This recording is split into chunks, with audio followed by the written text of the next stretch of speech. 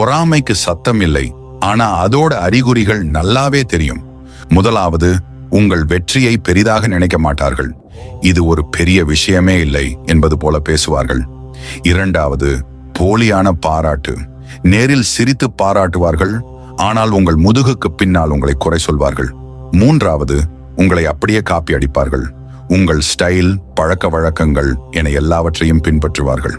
நான்காவது, உங்கள் தோல்வியில் மகிழ்ச்சி அடைவார்கள். நீங்கள் கஷ்டப்படும் போது அதை முதலில் ரசிப்பது அவர்களாகத்தான் இருக்கும். ஐந்தாவது, மறைமுக தாக்குதல். ஜோக் சொல்வது போல உங்களை குத்தி காட்டி பேசுவார்கள். ஆறாவது, உங்களை விட பெரிய ஆள் என்று காட்டிக்கொள்வார்கள். நீங்கள் என்ன சாதித்தாலும் அதைவிட தாங்கள் சிறந்தது என்று நிரூபிக்க முயற்சிப்பார்கள். ஏழாவது, உங்கள் வெற்றியை ஒப்புக்கொள்ள மாட்டார்கள். அதை புறக்கணிப்பதன் மூலம் அவர்கள் தங்களை சிறியவர்களாக உணர மாட்டார்கள். தமிழ் சைக்காலஜி டாக்ஸ் சேனலுக்கு சப்ஸ்கிரைப் பண்ணுங்க.